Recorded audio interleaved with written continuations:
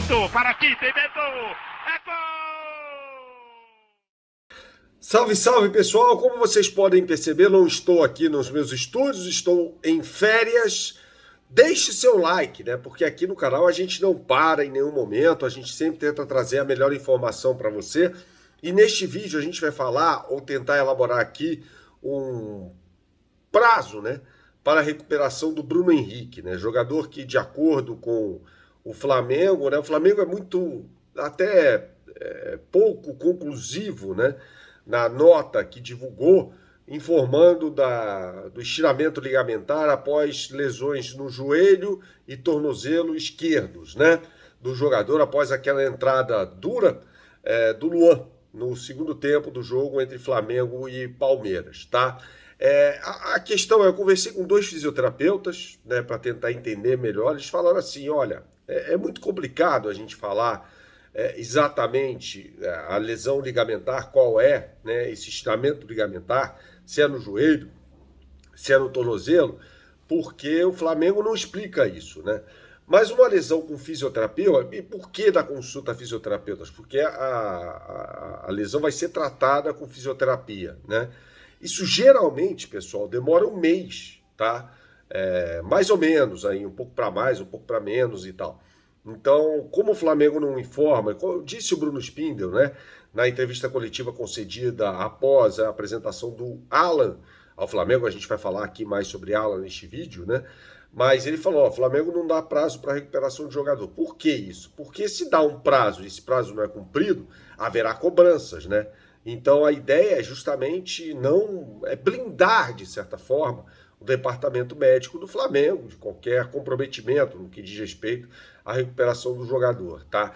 Muita gente até reclama do departamento médico de futebol do Flamengo comandado pelo Dr. Márcio Tanuri. Eu sou um dos que já fizeram cobranças bastante enfáticas, mas é o seguinte, né? Sempre no que diz respeito a lesões musculares, tá? Nesse caso, é um trauma.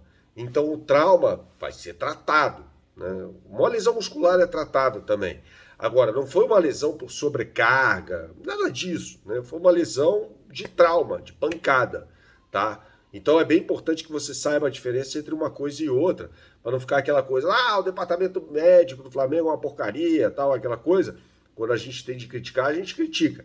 Mas neste caso aqui do Bruno Henrique, nada tem a ver com o departamento de futebol médico, do departamento médico, né, do futebol do Flamengo, né? Sim, uma pancada, é óbvio que ele será tratado no Flamengo e tal, mas o que é até chocante, né, é que um jogador que volta de uma lesão gravíssima, né, gravíssimo, o joelho direito dele foi reconstruído, né, e aí sofre uma lesão na outra perna e que vai determinar uma demora aí na volta desse jogador aos campos. Como eu disse aqui, né, conversando com fisioterapeutas, de 1 a 2 meses. Marcos Braz foi perguntado na entrevista coletiva que deu ao lado de Bruno Spindel após a apresentação do Alan sobre 2 jogadores, né? De La Cruz, primeiro, é aquilo que a gente vem informando aqui no canal. O River Plate exige o pagamento de 16 milhões de dólares à vista. E o Flamengo não tem a menor condição, e nem o clube no futebol brasileiro tem a menor condição de pagar 16 milhões de dólares à vista a clube nenhum por um jogador, por melhor que ele seja, né? Então, esse é o caso do De La Cruz, tá? O De La Cruz é um jogador, já falei aqui, já teci muitos elogios a ele. Muito bom, um jogador espetacular, um jogador que vem atuando pelo lado direito no meio de campo do River Plate. A gente já deu aqui, não custa dar de novo, né, a formatação tática desse meio de campo do River Plate, com Enzo Pérez, Aliendro, De La Cruz pelo lado direito, Nath Fernandes pelo lado esquerdo. Então seria um jogador para substituir, de certa forma, o Everton Ribeiro, né, no time do Flamengo, tá?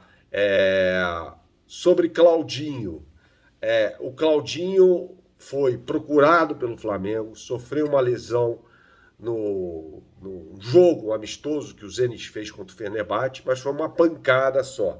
Mas continua um impasse em relação à negociação do Claudinho.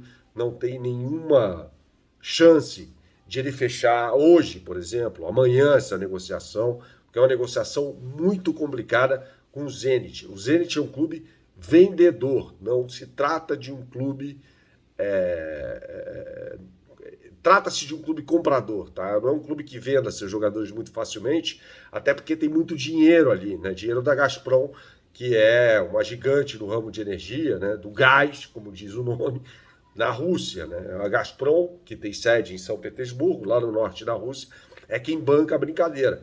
Então não é um clube que vai negociar seus jogadores. Algo muito importante que foi dito na entrevista coletiva também é que o Flamengo declarou guerra à CBF, a Comissão Nacional de Arbitragem da CBF, né, que está subordinada à CBF, após a arbitragem que o Flamengo julga ter sido péssima de Ramon Abate Abel no jogo entre Flamengo e Palmeiras, né?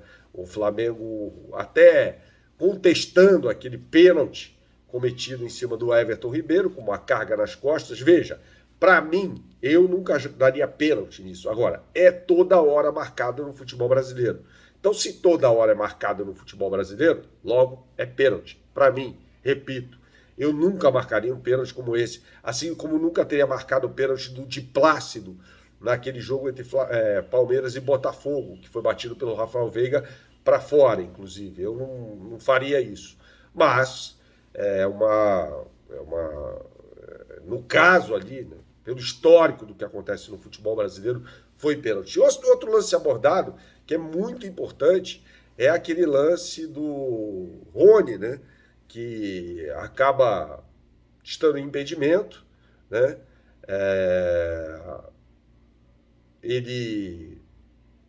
o lance, todo mundo para, só o Rony continua, chuta para o gol, né? Aquele lance deveria ter sido parado naquele momento, porque todo mundo parou. Mas não, houve a aferição do VAR ainda. Então, se o Rony estivesse em condição legal e não estava, teria sido gol. Né? Foi um escândalo isso, né? Isso aí ia dar um problemaço, né? Se marcada.